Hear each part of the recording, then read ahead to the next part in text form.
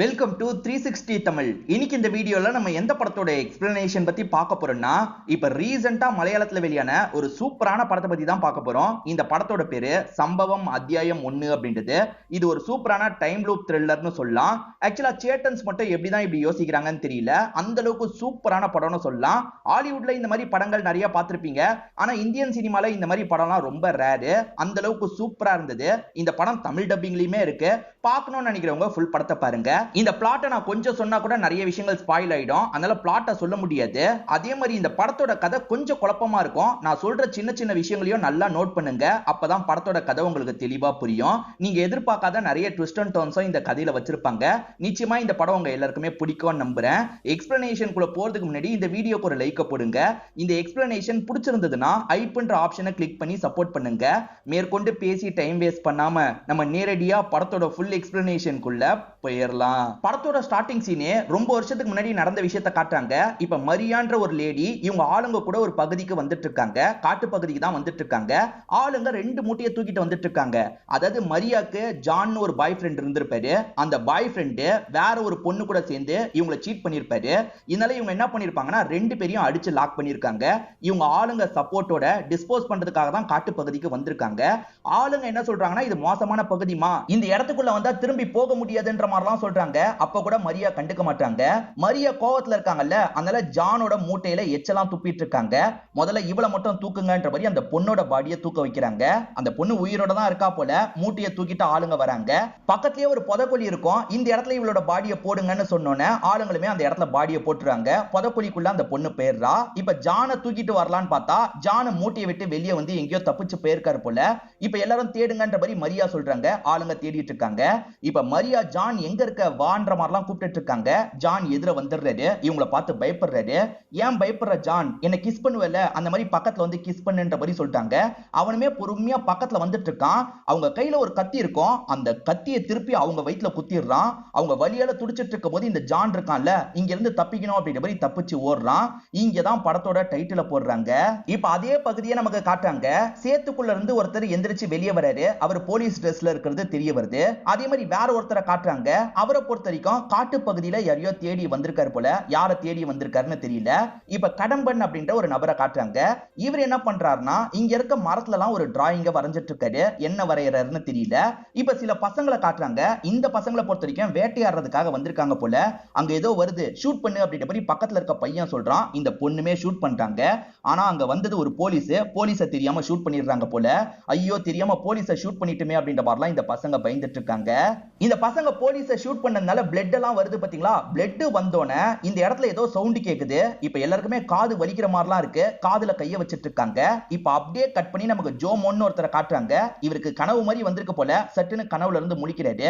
அப்ப நர்ஸ் இருக்காங்கல்ல, சார் எத்தனை வாட்டி கூப்பிடுறது, டாக்டர் கூப்பிடுறாங்க, உள்ள வாங்கன்னு சொல்லிட்டாங்க. இந்த ஜோமோனோ உள்ள வராரு. ஆக்சுவலா இவரோட ஒய்ஃபுக்கு எப்பனாலும் டெலிவரி ஆகலான்ற மாதிரி இருக்கு. எப்ப டெலிவரி ஆகும்னு விசாரிக்கிறதுக்காக தான் வந்திருக்காரு. இன்னும் ஒரு வாரத்துல டெலிவரி ஆக வாய்ப்பு இருக்கு. நீங்க அது வரைக்கும் கேர்ஃபுல்லா பாத்துக்கோங்கன்ற மாதிரி டாக்டர் லேடி சொல்லிட்டாங்க. சரின்ற மாதிரி இவருமே ஏத்துக்கிறாரு. பிரச்சனை என்னன்னு பாத்தீங்கன்னா இவரை வேற ஊருக்கு டிரான்ஸ்பர் பண்ணிடுறாங்க. இவர் இந்த நேரத்துல ஒய்ஃப் கூட இருக்க முடியலையேன்ற மாதிரி ஃபீல் பண்ணிட்டு இருக்காரு. பரவாயில்ல விடு, நான் பாத்துக்கிறேன் அப்படின்ற மாதிரி ஒய்ஃபுமே சொல்லிட்டு இருக்காங்க. ஆக்சுவலா இவங்க வீட்டை எதிர்த்து கல்யாணம் பண்ணிருப்பாங்க போல. அதனால ஒய்ஃப் பேரண்ட்ஸ் கிட்ட இருந்து சப்போர்ட் கிடைக்க மாட்டேங்குது. நான் முடிஞ்ச அளவுக்கு சீக்கிரமா டிரான்ஸ்பர் வாங்கிட்டு வந்துடுறேன்னு சொல்றாரு. சரி சரி நான் பாத்துக்கிறேன்ற மாதிரி இவங்களுமே ஹஸ்பண்ட் அனுப்பி விடுறாங்க. தமிழ்நாடு பார்டருக்கு பக்கத்துல ஒரு ஸ்டேஷன் இருக்கும். அங்கதான் இவருக்கு டிரான்ஸ்பர் கிடைச்சிருக்கு போல. இவருமே வந்துடுறாரு. ஆக்சுவலா ஒரு வாரம் கழிச்சு தான் டெலிவரி நடக்கும் டாக்டர் லேடி சொன்னாங்கல்ல. ஆனா இப்ப ஆபரேஷன் தியேட்டருக்கு கூட்டு போயிருக்காங்கன்ற மாதிரி இவருக்கு தகவல் கிடைக்குது. இந்த இடத்துல ஒருத்தர் ஜீப் ஓட்டுற வேலை பார்த்துட்டு இருக்காரு. ஜீப் இந்த இடத்துக்கு தான் போகுது, ஏறுறவங்க ஏறுங்கன்ற மாதிரி சொல்லிட்டாரு. ஹீரோவும் ஏறிடுறாரு. ஹீரோவும் நிலவரத்தை தெரிஞ்சுக்கிறதுக்காக கால் பண்றாரு. ஆனா கால் போகவே மாட்டேங்குது. இதை கவனிக்கிற பக்கத்துல இருக்க நபர் இருக்கார்ல, வேணா என் போன்ல இருந்து கால் பண்ணிக்கோங்கன்ற மாதிரி சொல்லிட்டாரு. இவருமே போனை வாங்கி கால் பண்றாரு. ஒய்ஃபை ரீச் பண்றதுக்கு ரொம்ப ட்ரை பண்றாரு. அப்படி ரீச் பண்ணும்போது குழந்தையே பிறந்துருச்சுன்ற தகவல் இவருக்கு தெரிய வருது. பெண் குழந்தை தான் பிறந்திருக்குன்ற மாதிரி தெரிஞ்சவங்க சொல்றாங்க. இதை கேட்கிற இவர் பயங்கரமா சந்தோஷப்படுறாரு. இந்த வண்டியில இருக்க எல்லார்கிட்டயும் சொல்லிட்டு இருக்காரு. இப்ப வண்டியை ஓட்டிட்டு வந்துட்டு இருக்கும் போது குறுக்க ஒருத்தன் யாரவரமா ஓடி வந்து இடிச்சிடறான் போல. இப்ப இவங்களுமே இடிச்சுட்டுமே அப்படின்ற மாதிரி பயந்த மாதிரி இறங்கி பாக்குறாங்க. இடிப்பட்டவன் ஒரு போலீஸ் கையில வாக்கி டாக்கியும் இருக்கு, பேசாம விட்டுட்டு போயிடலான்ற மாதிரி ஜீப்பை ஓட்டுறவர் நினைக்கிறாரு. ஆனா நம்ம ஹீரோ இருக்கார்ல, நானே ஒரு போலீஸ் தான், இவனை உடனே ஹாஸ்பிட்டலுக்கு கொண்டு போனோம், வண்டியில ஏத்துங்கன்ற மாதிரி சொல்லிட்டாரு. எது ஹீரோ போலீஸா அப்படின்ற மாதிரி ஆச்சரியப்படுறாங்க. வேற வழி இல்லாம அடிப்பட்ட நபரை ஹாஸ்பிட்டலுக்கு கொண்டு வந்து சேர்த்துறாங்க. இப்ப ஹீரோ ஹாஸ்பிட்டல்ல இருக்கும்போது ஃப்ரெண்ட்ஸ் இருக்காங்கல்ல, பிறந்த குழந்தையோட போட்டோவை அனுப்பி வச்சிருக்காங்க. இவருமே பார்த்து சந்தோஷப்படுறாரு. இவர் சந்தோஷமா பார்த்துட்டு இருக்கும்போது இன்ஸ்பெக்டர் வந்து இந்த இடத்துல பேச ஆரம்பிக்கிறாரு. இன்ஸ்பெக்டருமே என்னையா ஜாயின் ஆன நாளே ஒரு பிரச்சனையை சந்திச்சிருக்க போலியே அப்படின்ற மாதிரிலாம் கேட்கிறாரு. அடிப்பட்ட நபர் இவங்க ஸ்டேஷன் ஆள் இல்ல, பக்கத்துல தமிழ்நாடு பகுதி இருக்கும், அந்த ஸ்டேஷனை சேர்ந்தவங்க போல, வீட்டுக்கு தகவலை கொடுத்துரு அப்படின்ற மாதிரி வேற ஒரு அசிஸ்டன்ட் கிட்ட சொல்லிட்டாரு. இப்ப 3 பேருமே டீ குடிச்சுக்கிட்டே பேசிட்டு இருக்காங்க. ஹீரோவை பத்தி கேக்குறாங்க. ஹீரோவும் சொல்லிட்டாரு, ஆக்சுவலா ஹீரோவோட அப்பா போலீஸ் தான், ஹீரோ பிறக்கிறதுக்கு முன்னாடியே அப்பா இறந்து போயிட்டாரு போல, அதுக்கப்புறம் அம்மா கொஞ்சம் மென்டலா பாதிக்கப்பட்டிருப்பாங்க. இப்போ ஒய்ஃபை பாத்துக்கிறதுக்கு யாருமே இல்ல, குழந்தை வேற பிறந்திருக்கு அப்படின்ற மாதிரிலாம் ஃபீல் பண்ணிட்டாரு.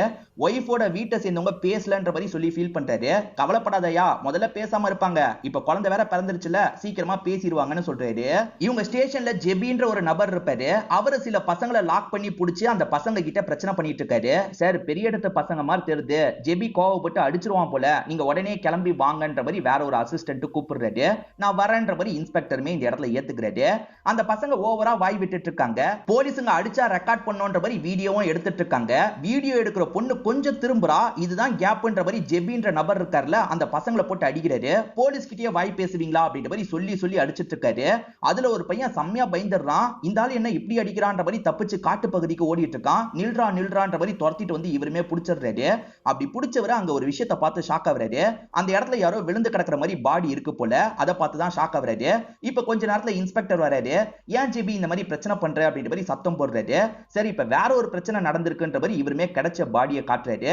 பாடியை பொறுத்த வரைக்கும் சகதியில இருந்து எந்திரிச்சு வந்த மாதிரி இருக்கு. பாடியை நல்லா வாஷ் பண்ணாதான் ஃபேஸே தெரியும் போல. ஃபாரன்சிக் டீமை கூப்பிட்டு என்ன ஏதுன்னு பாருங்கன்ற மாதிரி இன்ஸ்பெக்டர் சொல்லிட்டாரு. இந்த இடத்துல 2-3 பேரை மட்டும் விட்டுக்கிறாரு. இப்ப மத்த எல்லாரையும் கூட்டிட்டு இங்க இருந்து கிளம்புறாரு. இப்பயும் ஜெபியை போட்டு திட்டுறாரு. இந்த ஜெபி சட்டுன்னு கோவப்படுவார் போல, நீ கோவப்பட்டு எதுக்காகடா இப்படி டார்ச்சர் பண்றன்ற மாதிரிலாம் திட்டுறாரு. இந்த சீனை அப்படியே கட் பண்ணி காட்டு பகுதியில் இருக்க ஸ்டீஃபன் அப்படின்ற ஒரு போலீஸ் ஆபீசரை காட்டுறாங்க. இவரோட கால்ல பயங்கரமா அடிபட்டிருக்கு. இவருமே வாக்கி டாக்கி மூலியமா கான்டாக்ட் பண்ணலாம் நினைக்கிறாரு. ஏற்கனவே ஒரு போலீஸ் வாக்கி டாக்கியோட வரும்போது ஆக்சிடென்ட் ஆச்சு பாத்தீங்களா, அந்த வாக்கி டாக்கி இவங்க கிட்ட தான் இருக்கும். ஸ்டீஃபன் பேசுறது இவங்களுக்கு தான் கேக்குது. சார் என்ன வந்து காப்பாத்துங்க சார், என் கால்ல இருந்து ரத்தம் பயங்கரமா போயிட்டு இருக்கு, நான் இந்த காட்டு பகுதிக்குள்ள தான் இருக்கன்ற மாதிரிலாம் சொல்லிட்டாரு. இன்ஸ்பெக்டருமே போய் காப்பாத்தினா என்னன்ற மாதிரி யோசிக்கிறாரு. ஆனா கூட வந்துட்டு இருக்க இந்த ஜெபி இருக்கான் பாத்தீங்களா, அந்த பகுதிக்கெல்லாம் போக வேணாம் சார், ஏன்னா அந்த காட்டு பகுதியில என்னென்னமோ இருக்கிறதா சொல்லுவாங்க, அமானுஷ்யம் இருக்கிறதா சொல்லுவாங்க அப்படின்ற மாதிரிலாம் சொல்லிட்டாரு. ஆனா மாட்டிட்டு இருக்க ஸ்டீஃபன் என்ன சொல்றாருன்னா, எனக்கு குழந்தை பிறக்க போகுது சார், அதை பாக்குறதுக்கு நான் உயிரோட இருக்கணும்ன்ற மாதிரி சொல்லிட்டாரு. ஏறக்குறைய ஜோமோனுக்கும் இப்பதானே பொண்ணு பிறந்திருக்கு, அந்த ஆபீசருக்கு ஹெல்ப் பண்ணணும்னு நினைக்கிறாரு. சார் காப்பாத்தலாம் அப்படின்ற மாதிரிலாம் இன்ஸ்பெக்டர் கிட்ட சொல்லிட்டு இருக்காரு. இப்ப வேற ஒரு சீனை காட்டுறாங்க. ஒரு கைதியா நிறைய போலீஸுங்க சேர்ந்த மாதிரி வேன்ல கூட்டு வந்துட்டு இருக்காங்க. இவங்க எல்லாருமே தமிழ்நாட்டு போலீஸா இருப்பாங்க. அப்ப அந்த கைதிகள் இருக்காங்கல்ல, சட்டுன்னு கண்ணை புடுங்கி போலீஸுங்க கூட சண்டை போட்டுட்டு இருக்காங்க. ஒழுங்கு மரியாதையா கதவை தரங்கன்ற மாதிரி கதவை திறக்க வச்சு காட்டு பகுதிக்குள்ள தப்பிக்கிறதுக்காக ஓடிடுறாங்க. விட்டுட்டு போக முடியாதுல, பிடிக்கணும்ன்ற மாதிரி போலீஸுங்களும் இறங்கி ஃபாலோ பண்ண ஆரம்பிக்கிறாங்க. அந்த கைதிகள் ஒரு 5 பேர் இருக்காங்கன்னா போலீஸுங்களும் 5 பேர் இருப்பாங்க. அந்த கைதிகள் மறைஞ்சிருந்து போலீஸுங்களை அட்டாக் பண்றாங்க. ஒரு போலீஸை சாவடிச்சு தொங்கவே வெட்டுறாங்க. இப்ப மீதி போலீஸ் இருக்காங்கல்ல, எப்படியாவது அந்த குற்றவாளிகளை கண்டுபிடிக்கணும் அப்படின்ற மாதிரி தேடி அடைஞ்சிட்டு இருக்காங்க. ஒரு போலீஸ்க்கு இந்த பகுதியை பத்தி தெரியும் போல, அவரோட பேரு வேல்ராஜ் அப்படின்றது. அந்த வேல்ராஜ் என்ன சொல்றாருன்னா, இது ஆபத்தான பகுதி சார், இந்த இடத்துக்கு வந்து யாரும் திரும்பி வெளியே வந்தது இல்லைன்னு சொல்லுவாங்க, பேசாம கிளம்பி போயிடலான்ற மாதிரி இவரோட சீனியரான ஸ்டீஃபன் கிட்ட சொல்றாரு. இப்படி பேசிக்கிட்டே வந்துட்டு இருக்கும்போது காக்காவோட சிலைய பாக்குறாங்க. என்ன சிலை வித்தியாசமா இருக்குன்ற மாதிரி இவங்க 2 பேருமே பார்த்துட்டு இருக்காங்க. வேல்ராஜ் சொன்னதை ஸ்டீஃபன் பெருசா எடுத்துக்க மாட்டாரு. நீ அந்த பக்கம் போய் பாரு, நான் இந்த பக்கம் போய் பாக்குறேன்ற மாதிரி வேற ஒரு பக்கம் பாக்குறதுக்காக கிளம்பிடுறாரு.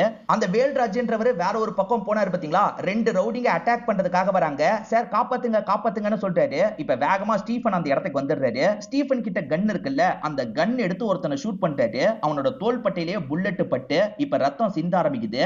ரத்தம் சிந்துனோன இந்த இடத்துல வித்தியாசமா சவுண்ட் கேக்குது. என்ன சவுண்ட் கேக்குது அப்படின்ற மாதிரி எல்லாருமே காதை மூடிட்டு இருக்காங்க. ஏன்னா அந்த அளவுக்கு சவுண்ட் கேக்குது. இவங்க எல்லாருமே இந்த இடத்துல செம்மையா பயந்துட்டு இருக்காங்க. இந்த ஷூட் பண்ண ஸ்டீஃபன் தான் இப்ப கால் அடிபட்டு ஒரு இடத்துல இருக்காரு. அவர் தான் இங்க இருக்க இன்ஸ்பெக்டர் கிட்ட பேசிட்டு இருக்காரு. இப்ப இன்ஸ்பெக்டர், ஜோமோனு, ஜெபி இவங்க 3 பேருமே காட்டு பகுதியில அவர்கிட்ட கம்யூனிகேட் பண்ணிக்கிட்டே வந்துட்டு இருக்காங்க. அவருமே இங்க இருக்கேன்னு ஒவ்வொரு இடமா சொல்லிட்டு இருக்காரு. இங்க சில இருக்கிற இடத்துக்கு வந்துட்டோம், இங்க இருந்து வழிய சொல்லுங்கன்ற மாதிரிலாம் இவங்க கேட்டுட்டு இருக்காங்க. இதை தாண்டி அவர் தமிழ்நாட்டு போலீஸ்ன்றதுனால தமிழ்நாட்டு டீமுக்கு இவங்க ட்ரை பண்ணிட்டு இருப்பாங்க. ஒரு ஸ்டேஜ்ல போலீஸ்மே காலை எடுத்துடுறாரு. இப்ப இவங்களுமே உங்களோட போலீஸ் ஒருத்தர் மாட்டிட்டு இருக்காரு, பேரு ஸ்டீஃபன் சொன்னாரு அப்படின்ற மாதிரி சொல்லிட்டாங்க. எங்களோட ஸ்டேஷன்ல ஸ்டீஃபன் யாருமே கிடையாது, நீங்க எதுக்கு சார் அந்த காட்டு பகுதிக்கு போனீங்க, அது ஆபத்தான காட்டு பகுதி, அங்க இருந்து கிளம்புங்க அப்படின்ற மாதிரி இந்த போலீஸுமே சொல்லிட்டு காலை கட் பண்ணிடுறாரு. என்ன ஸ்டீஃபன் யாருமே இல்லன்னு சொல்றாங்க அப்படின்ற மாதிரி இவங்க யோசிக்கிறாங்க. ஸ்டீஃபன் கிட்ட இவங்க இத பத்தி விசாரிக்கிறாங்க. சார் நான் அந்த ஸ்டேஷனை சேர்ந்தவன் தான், இந்த பொறுப்புல இருக்கன்ற மாதிரி இவர் டீடைல்லாம் சொல்லிட்டு இருக்காரு. இந்த நபர் சொல்றத பார்த்தா உண்மை மாதிரி தான் தெரியுது. திரும்பி தமிழ்நாட்டு போலீஸ்க்கு கால் பண்ணலான்ற மாதிரி கால் பண்ணி பேசுறாங்க. இப்ப அவர்கிட்ட இந்த ஸ்டீஃபன் சொன்ன எல்லா விஷயத்தையும் சொல்றாங்க. கைதிகளை கூட்டிட்டு வந்துட்டு இருக்கும்போது கைதிகள் தப்பிச்சிருக்காங்க, இந்த மாதிரி தான் சொன்னாரு, அவர் கூட இந்த ஆளுங்கெல்லாம் வந்திருக்காங்க, வேல்ராஜ்னு ஒருத்தர் வந்திருக்காருன்ற மாதிரிலாம் சொல்றாரு. இத கேட்கிற அந்த சைடு போலீஸ் ஷாக் ஆயிடுறாரு. இது 30 வருஷத்துக்கு முன்னாடி நடந்தது, நீங்க ஸ்டீஃபன் ஒருத்தரை பத்தி சொல்றீங்கல்ல, அவர் 30 வருஷத்துக்கு முன்னாடி மாயமாயிட்டாரு, அவர் மட்டும் இல்ல அவர் டீமை சேர்ந்த எல்லாருமே மாயமாயிட்டாங்க அப்படின்ற மாதிரி சொல்றாரு. அந்த காட்டு பகுதியில வச்சுதான் மாயமானாங்கன்னு சொல்லப்படுது, நீங்க எதுக்கு சார் அங்கெல்லாம் போனீங்க, அங்க இருந்து கிளம்பிருங்கன்ற மாதிரி இந்த போலீஸ் பயந்த மாதிரி பேசிட்டு இருக்காரு. இந்த போலீஸ் என்னடா இப்படி சொல்றாரு அப்படின்ற மாதிரி இவங்களுமே இந்த இடத்துல பயங்கரமா ஷாக்லாம் ஆயிட்டு இருக்காங்க. இந்த 3 பேர்ல ஜெபி இருக்கார்ல, இந்த காட்டு பகுதிக்கெல்லாம் போக வேணாம், ஆபத்தான பகுதின்னு சொல்லியிருப்பாரு. அதை கேட்காம தான் இவங்க 2 பேர் வந்திருப்பாங்க. நான் சொன்னதை கேட்கல, நான் இங்க இருந்து கிளம்புறேன், நீங்க கிளம்பணும்னா கிளம்புங்க, இல்ல இங்கேயே சாவுங்கன்ற மாதிரி கிளம்புறாரு. இவங்களும் திரும்பி ஸ்டீஃபன் கிட்ட பேசுறாங்க. நீ எக்ஸாக்ட்டா எங்க தான் இருக்கன்னு கேக்குறாங்க. ஸ்டீஃபன் இங்க ஒரு பெரிய மரம் இருக்கு சார், இங்க இருக்கிறதுலயே அதான் பெரிய மரம், அதுக்கு கீழே தான் இருக்குன்ற மாதிரி சொல்றாரு. இவங்களுமே அந்த பெரிய மரத்தை பாத்துடுறாங்க. அவன் இருந்தா இங்க தான் இருக்கணும், இருக்கானா இல்லையான்றதை செக் பண்ணலாம்ன்ற மாதிரி யோசிக்கிறாங்க. இப்ப செக் பண்றதுக்காக அந்த மரத்துக்கிட்ட வந்துட்டு இருக்காங்க. அப்படி வர்றவங்க அந்த இடத்துல ஏதோ ஒரு ஷாக்கிங்கான விஷயத்தை பாக்குறாங்க போல. இப்ப ஸ்டீஃபன் கிட்ட இது எந்த வருஷம்ன்ற மாதிரி கேக்குறாங்க. அவர் 1990 சொல்றாரு, அதாவது 30 வருஷத்துக்கு முன்னாடின்னு சொல்றாரு. இத கேக்குறவங்க ஷாக் ஆகுறாங்க. ஏன்னா இவங்க என்ன தெரியுமா பாக்குறாங்க, இந்த இடத்துல ஒரு பழைய எலும்பு கூட தான் பாக்குறாங்க. அவர் செத்து 30 வருஷம் ஆகுதுன்றது உங்களுக்கு புரிய வருது. ஆக்சுவலா இவங்க ஏற்கனவே ஒருத்தர் ஆக்சிடென்ட் பண்ணி ஹாஸ்பிட்டல்ல சேர்த்திருக்காங்கல்ல, அவரோட ஃபேமிலியை சேர்ந்தவங்க அவரை பார்க்கிறதுக்காக ஹாஸ்பிட்டலுக்கு வராங்க. இந்த இன்ஸ்பெக்டர் ஒரு அசிஸ்டன்ட்டா ஹாஸ்பிட்டல்ல விட்டுட்டு தான் வந்திருப்பாரு. அந்த அசிஸ்டன்ட் தான் என்ன ஏதுன்னு பாக்குறாரு. இப்ப அந்த அசிஸ்டன்ட் இன்ஸ்பெக்டருக்கு கால் பண்ணி பேச ஆரம்பிக்கிறாரு. சார் ஒருத்தன் ஹாஸ்பிட்டல்ல இருந்தான்ல, அவனை பார்க்கிறதுக்காக அவனோட அம்மா வந்திருக்காங்கன்னு நினைச்சேன், ஆனா வந்தது அம்மா இல்லையா சார், ஒய்ஃப்ன்ற மாதிரி சொல்றாரு. அதாவது 50 வயசுல ஒரு லேடி வந்திருக்காங்க, அவங்க ஒய்ஃப்னு சொல்றாங்க. அடிப்பட்ட நபருக்கே 30 வயசு தானே ஆகுது, அவனுக்கு எப்படி இவ்வளவு பெரிய ஒய்ஃப் இருப்பாங்கன்ற மாதிரி எல்லாருமே ஷாக் ஆகுறாங்க. ஆனா அந்த ஒய்ஃப் இருக்காங்கல்ல, என் புருஷன் 30 வருஷத்துக்கு முன்னாடியே காணாம போயிட்டாரு, அவரை பத்தி ஏதோ தகவல் சொல்ல போறீங்கன்றதுக்காக தான் வந்தேன்ற மாதிரி சொல்லிட்டாங்க. எது 30 வருஷத்துக்கு முன்னாடி காணாம போனவரு இப்ப ஆக்சிடென்ட் ஆன மாதிரி கிடைச்சிருக்காரா அப்படின்ற மாதிரி அசிஸ்டன்ட் ஷாக் ஆகுறாரு. போட்டோவெல்லாம் காட்டி கேட்கிறாரு. சார் இதுதான் என்னோட அப்பா சார், என் அப்பாவை நான் பார்த்ததே இல்ல சார், போட்டோல தான் பார்த்திருக்கேன்ற மாதிரி பையன் சொல்றான். 30 வருஷத்துக்கு முன்னாடி காணாம போனவரு இப்ப எப்படி அதே மாதிரி இருப்பாருன்ற மாதிரி இவங்க யோசிக்கிறாங்க. ஏன்னா இப்பயும் எங்க தான் கிடைச்சிருக்காரு. இத பத்திலாம் இங்க இருக்க இன்ஸ்பெக்டர் கிட்டயும் ஜோமோன் கிட்டயும் சொல்றாருல, இவங்களுமே ஷாக் ஆகுறாங்க. என்னடா இந்த மாதிரிலாம் நடந்துட்டு இருக்கு அப்படின்ற மாதிரி யோசிச்சுட்டு இருக்காங்க.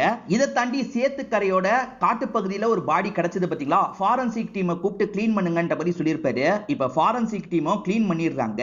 அந்த நபரோட அடையாளத்தை அங்க இருக்க போலீஸுங்க கிட்ட காமிச்சிடுறாங்க. போலீஸுங்க அதை பார்த்து ஷாக் ஆயிடுறாங்க. உடனே இன்ஸ்பெக்டர் கிட்ட விஷயத்த சொல்றாங்க. சார் இங்க இருக்கவன் அச்சசலா ஜெபி மாதிரியே இருக்கான் சார் அப்படின்ற மாதிரி சொல்றாங்க.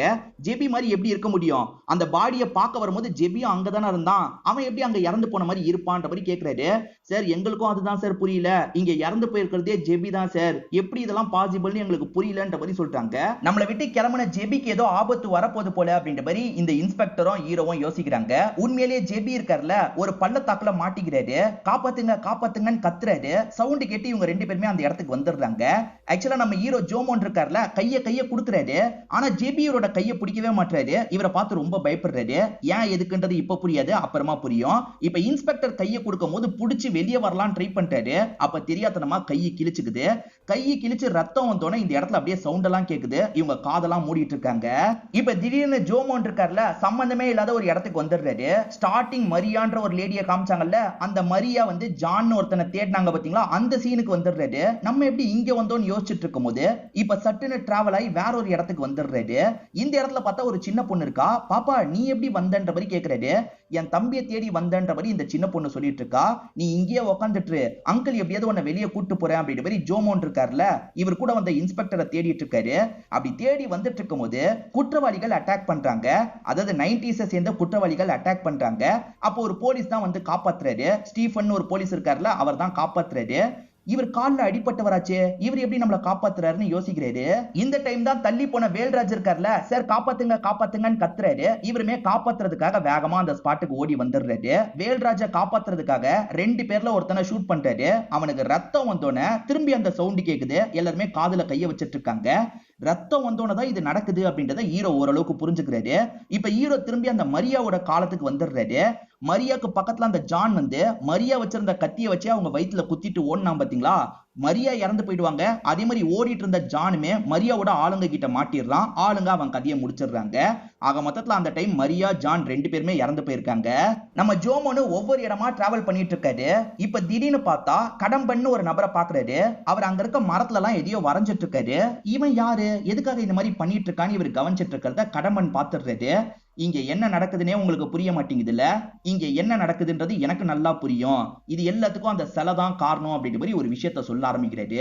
இங்க இருந்த பழங்குடி மக்கள் இருக்காங்க பாத்தீங்களா, காக்காவை தான் தெய்வமா வழிபடுவாங்க. அதுக்காக இந்த சிலையெல்லாம் கிரியேட் பண்ணி இவங்க வழிபட்டு இருப்பாங்க.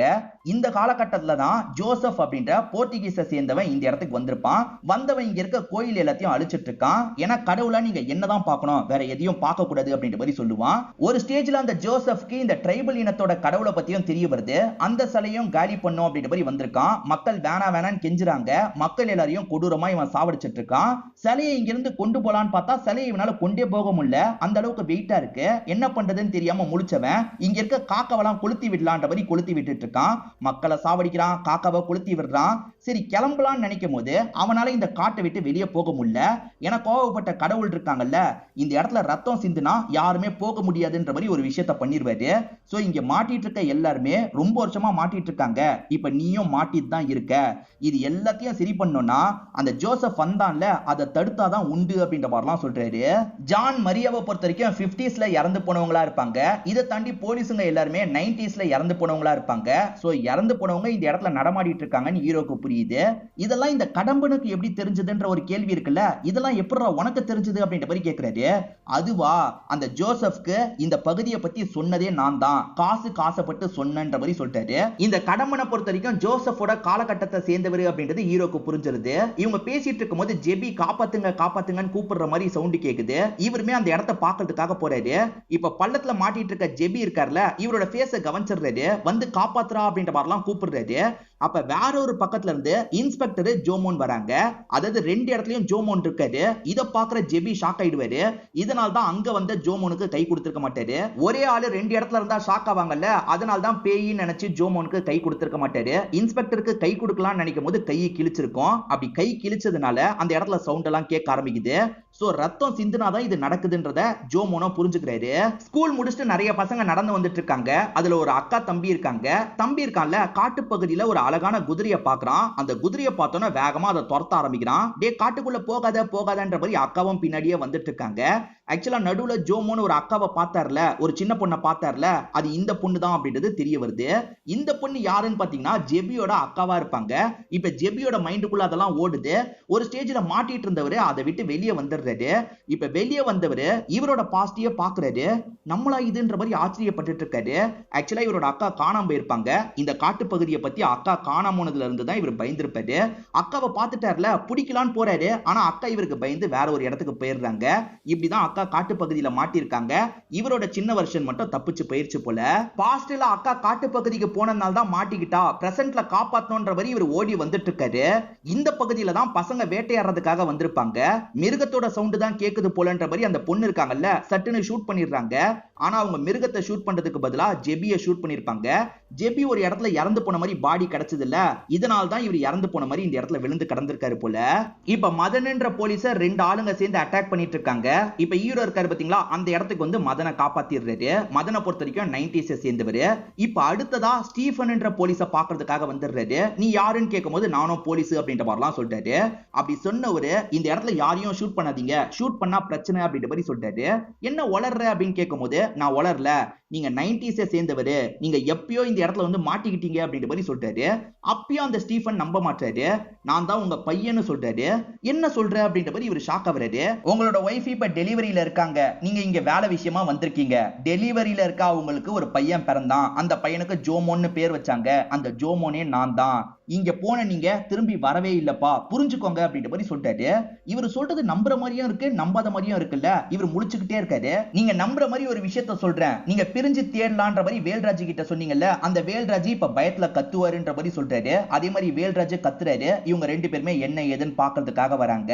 இப்ப வேல்ராஜ ரெண்டு பேர் அட்டாக் பண்றதுக்காக வரும்போது இவர் ஷூட் பண்ணார்ல, இந்த வாட்டி ஹீரோ ஷூட் பண்ணிடாதீங்கன்ற மாதிரி தடுத்துறாரு. ஏன்னா ஷூட் பண்ணி பிளட் வந்தாதான் லூப் நடக்குதுன்றதை இவர் புரிஞ்சுக்கிறாரு. இப்ப டீம் எல்லாரையும் சேர்க்கணும்ன்ற மாதிரி முடிவு பண்றாங்க. இந்த டீம்ல மொத்தமா ஒரு 4-5 பேர் இருப்பாங்க. அவங்க எல்லாருமே ஒரே இடத்துல சேர்ந்துடுறாங்க. எல்லாருமே ஜோமோன் யாருன்னு கேக்குறாங்க. ஆனா இப்போதைக்கு அந்த அப்பா இருக்கார்ல, யார்கிட்டயும் சொல்ல மாட்டாரு. முதல்ல இந்த இடத்தை விட்டு கிளம்பணும்ன்ற மாதிரி இவங்க கிளம்புறதுக்காக வந்துட்டு இருக்காங்க. என்னதான் இவங்க ரோட்டுக்கு போனோம் நடந்தாலும் சரி, திரும்ப திரும்ப அந்த சிலை இருக்குல்ல, அந்த பகுதிக்கே தான் வந்துட்டு இருக்காங்க. என்ன எந்த பக்கம் நடந்தாலும் இந்த சிலை இருக்கிற இடத்துக்கே தான் வந்துட்டு இருக்கோம், எப்படிதான் தப்பிக்கிறது அப்படின்ற மாதிரிலாம் யோசிச்சுட்டு இருக்காங்க. அப்ப நம்ம ஹீரோக்கு ஒரு ஐடியா வருது. அது என்னன்னா, கடம்பன்னு ஒரு நபரை பார்த்தார்ல, அவரு நிறைய டிராயிங் எல்லாம் எல்லா மரத்திலயும் வரைஞ்சுக்கிட்டே இருப்பாரு. ஒருவேளை இதுதான் வழியா, இதை ஃபாலோ பண்ணா போயிடலாமா அப்படின்ற மாதிரி யோசிக்கிறாரு. எனக்கு என்னமோ இதை ஃபாலோ பண்ணா போயிடலாம்னு தோணுது, இதை ஃபாலோ பண்ணலாம்னு சொல்றாரு. சரின்ற மாதிரி ஆளுங்களும் ஏத்துக்கிட்டு ஃபாலோ பண்ண ஆரம்பிக்கிறாங்க. இவங்களை பொறுத்த வரைக்கும் அந்த கைதிகளை பிடிக்க வேணான்ற மைண்ட் செட்ல வெளியே போறதுக்காக தான் தேடி அலைஞ்சிட்டு இருக்காங்க. இப்படி வந்துட்டு இருக்க வழியில வேல்ராஜ கைதிகள் இருக்காங்கல்ல, மறைமுகமா அட்டாக் பண்றாங்க. மத்த போலீஸுங்களுக்கு தெரியாம அட்டாக் பண்ணி அவரோட கதையை முடிச்சிடுறாங்க. வேல்ராஜ் எங்க போனாருன்னு தேடி வரும்போதுதான் ஆளுங்க வேல்ராஜ சாவடிச்சு வச்சிருக்கிறது தெரிய வருது. இதெல்லாம் பார்த்து ஸ்டீஃபன் ஃபீல் பண்றாரு. அப்பா ஃபீல் பண்ணாதீங்க, வாங்க கிளம்பலாம் அப்படின்ற மாதிரி ஜோமோன் கூப்பிடுறாரு. சரி கிளம்பலாம் அப்படின்ற மாதிரி இவங்களுமே அவரோட பாடியை விட்டுட்டு கிளம்பிட்டு இருக்காங்க. அப்ப மதன் வேற ஒரு போலீஸ வேற ஒருத்தன் அட்டாக் பண்ணிட்டு இருக்கான். அப்ப இந்த ஸ்டீஃபன் ஷூட் பண்ணலாமான்னு நினைக்கிறாரு. அவசரப்பட்டு ஷூட் மட்டும் பண்ணிராதீங்க, சண்டை மட்டும் போடுங்கன்ற மாதிரி ஜோமோன் சொல்றாரு. அதனால இவங்களுமே சண்டைலாம் போட்டுட்டு இருக்காங்க. அதே மாதிரி ஜோமோன்மே அந்த கைதிகள் கூட சண்டைலாம் போட்டுட்டு இருக்காரு. டே உங்களை எதுவுமே பண்ண மாட்டோம்டா, எங்களை போக விடுங்கன்ற மாதிரிலாம் கேட்டுக்கிட்டே தான் சண்டை போட்டுட்டு இருக்காரு. அவனுங்க தடுத்துக்கிட்டே இருக்கிறதுனால அவனுங்களை போட்டு பயங்கரமா அடிக்கிறாரு. இப்ப ஏறக்குறைய எல்லா கைதிகளையும் அடிச்சிடுறாரு. இப்ப இங்க இருந்து கிளம்பலான்ற மாதிரி யோசிக்கிறாங்க. இப்ப மொத்தமாவே 3 பேர் தான் இருக்காங்க. யார் யாருன்னு பாத்தீங்கன்னா, ஒன்னு ஸ்டீஃபன், இன்னொன்னு நம்ம ஹீரோ ஜோமோன், இதை தாண்டி மதன் ஒரு போலீஸ் ஆபீசர் இருக்காரு. அந்த மதனுக்கு வாந்திலாம் வருது. என்னாச்சு ஏதாச்சுன்ற மாதிரி ஸ்டீஃபன் பக்கத்துல இருந்து பாத்துட்டு இருக்காரு. ஒரு ஸ்டேஜ்ல வாந்தி எடுத்து முடிச்சவர் கிளம்பலாம்னு நினைக்கிறாரு. அப்பன்னு பார்த்து ஒரு கைதி வந்து ஸ்டீஃபன் ராஜோட கையில குத்திடுறான். கோவப்பட்ட மதன் இருக்கார்ல, ஷூட் பண்றதுக்காக கன் எடுக்கிறாரு. ஆனா நம்ம ஹீரோ இருக்கார்ல, அவசரப்பட்டு ஷூட் மட்டும் பண்ணிடாதீங்கன்னு சொல்றாரு. அதனால மதன் ஷூட் பண்ணாம கன்னை கீழே இறக்கிடுறாரு. அந்த கைதியும் சிரிச்சுக்கிட்டே இங்க இருந்து ஓடிடுறான். இப்ப அப்பா இருக்கார்ல, கையில குத்தப்பட்டதை எடுக்கலாம்னு நினைக்கிறாரு. அவசரப்பட்டு எடுக்காதீங்கன்னு ஹீரோ சொல்றாரு. ஆனா அப்பா வேகமா எடுத்துடுறாரு. அப்படி எடுக்கும் போது ரத்தத்தோட சொட்டு இருக்கு பாத்தீங்களா, கீழே போய் விழுந்துருது. ஐயோ இதுதான் நடக்க கூடாதுன்னு நினைச்சோம், நடந்துருச்சு அப்படின்ற மாதிரி ஹீரோ ஃபீல் பண்றாரு. இந்த இடமே இருட்ட ஆரம்பிக்குது. பயங்கரமா சவுண்ட் எல்லாம் கேக்குது. திரும்பி எங்க போக போறோம் தெரியல அப்படின்ற மாதிரிலாம் இவர் ஃபீல் பண்ணிட்டு இருக்காரு. ஆனா சவுண்ட் கொஞ்ச நேரத்திலேயே ஸ்டாப் ஆயிடுது. ரொம்ப கம்மியா தானே பிளட் பட்டிருக்கு, அதனால எதுவுமே நடக்கல போல அப்படின்ற மாதிரி இவர் யோசிக்கிறாரு. அப்பாவோட கையில அடிபட்டிருக்கு பாத்தீங்களா, இவர் கட்டெல்லாம் இந்த இடத்துல போட்டு விட்டுட்டு இருக்காரு. இப்ப 3 பேருக்குமே ஒவ்வொரு இடத்துல இருந்து சவுண்ட் கேக்குது. ஒருத்தருக்கு லெஃப்ட் சைடுல வண்டி வர மாதிரி சவுண்ட் கேக்குது, இன்னொருத்தருக்கு ரைட் சைடுல வண்டி வர மாதிரி சவுண்ட் கேக்குது. இப்ப மாத்தி மாத்தி குழப்பிட்டு இருக்காங்க. ஹீரோ என்ன மட்டும் ஃபாலோ பண்ணுங்கன்னு சொல்றாரு. ஏன்னா மரத்தோட அடையாளத்தை வச்சுதான் ஹீரோ வந்துட்டு இருக்காரு. அப்படி வந்தவரு ரோட்டு பகுதியை கண்டுபிடிச்சிடுறாரு. இப்போ ஒரு கார் போயிட்டு இருக்கும் போது ஓடி வந்து இவருமே காரை நிறுத்திடுறாரு. பார்த்து வரமாட்டியா அப்படின்ற மாதிரி அவன் திட்டுறான். நான் போலீஸ்ன்றதை இவர் சொல்றாரு. 2 பேரும் கார்ல உட்காருங்கன்ற மாதிரி ஸ்டீஃபனியும் அதே மாதிரி மதனியும் கார்ல உட்கார வச்சிடுறாரு. நீயும் வான்ற மாதிரி ஸ்டீஃபன் இவரை கூப்பிடுறாரு. பையன்ல அதனால கூப்பிடுறாரு. நான் அந்த இடத்துக்கு வரது சரியா இருக்காது, நீங்க மட்டும் தான் போகணும். உங்களுக்கு கண்டிப்பா ஒரு ஆண் குழந்தை தான் பிறக்கும். அந்த ஆண் குழந்தையை நீங்க நல்லபடியா பாத்துக்கோங்க. ஏன்னா அப்பா இல்லாம ஒரு குழந்தை வளர்ந்தா ரொம்ப கஷ்டப்படும், கூடியே இருந்து பாத்துக்கோங்க அப்படின்ற மாதிரி இவருமே அனுப்பி வைக்கிறாரு. அப்பதான் மதனுக்கும் இவன் பையன் போல அப்படின்ற மாதிரிலாம் தோண ஆரம்பிக்குது. இப்ப அனுப்பி விட்ட ஹீரோ இருக்கார்ல, திரும்பி அந்த சிலை இருக்கிற இடத்துக்கு வந்துடுறாரு. இந்த இடத்துல நம்ம தற்கொலை பண்ணிக்கலாம் தற்கொலை பண்ணிக்கிறாரு. இப்ப சட்டுன்னு ஹாஸ்பிட்டல்ல இவர் கண் முழிக்கிறாரு. இது எல்லாமே இவருக்கு கனவு மாதிரி தோணி இருக்கு போல. இப்ப பக்கத்துல அப்பா உட்காந்துட்டு இருக்காரு. இவர் பாஸ்ட்ல அப்பாவை காப்பாத்தினார்ல, அதனால அப்பா பிரசன்ட்ல வந்துடுறாரு போல. அதே மாதிரி போன வாட்டி ஒய்ஃப செக்கிங்காக தானே கூட்டு வந்தாரு. ஆனா இந்த வாட்டி குழந்தையே பிறந்திருது, பெண் குழந்தை தான் பிறந்திருக்கு. டே பெண் குழந்தை பிறந்திருக்குடா அப்படின்ற மாதிரி அப்பா சந்தோஷமா சொல்றாரு. இவருமே சந்தோஷப்படுறாரு. இவர் என்ன லெவல்ல இருக்காருன்றது இவருக்கு தெரியல, போக போக தான் தெரியுது. இவர் போன வாட்டி கான்ஸ்டபிளா இருந்திருப்பாரு, ஆனா இந்த வாட்டி எஸ்ஐயா இருக்காரு. இப்ப ஆளுங்க எல்லாருமே மரியாதை கொடுத்து இவர்கிட்ட பேசிட்டு இருக்காங்க. எல்லாம் சரியாயிருச்சு அப்படின்ற மாதிரி நிம்மதியாவறாரு. அப்படி இவர் வந்துட்டு இருக்கும் போது இன்ஸ்பெக்டரை பாக்குறாரு. அதாவது போன வாட்டி இவருக்கு இன்ஸ்பெக்டரா ஒருத்தர் இருந்தாரு பாத்தீங்களா, அவரோட வண்டி பிரேக் டவுன் ஆயிருக்கு போல. போற வழியில என்ன டிராப் பண்ணிடுறீங்களான்ற மாதிரி கேக்குறாரு. வண்டியில ஏறுங்கன்ற மாதிரி இவருமே கூட்டு போறாரு. அப்படி வண்டியில வந்துட்டு இருக்கவருக்கு வேற ஒருத்தர் கிட்ட இருந்து கால் வருது. சார் ஜெபி சில பசங்க கிட்ட பிரச்சனை பண்ணிட்டு இருக்கான், நீங்க உடனே வாங்கன்ற மாதிரி சொல்லிட்டாங்க. என்ன அப்ப நடந்த மாதிரியே இப்பயும் நடக்குது அப்படின்ற மாதிரி ஹீரோ லைட்டா ஷாக்லாம் ஆயிட்டு இருக்காரு. சரி அந்த இடத்துக்கு போலான்ற மாதிரி இவருமே அந்த இடத்துக்கு போயிட்டு இருக்காரு. அந்த வாட்டி யாரையோ இடிச்சாங்கல்ல, அந்த மாதிரி இந்த வாட்டி யாரையோ இடிச்சிடுறாங்க.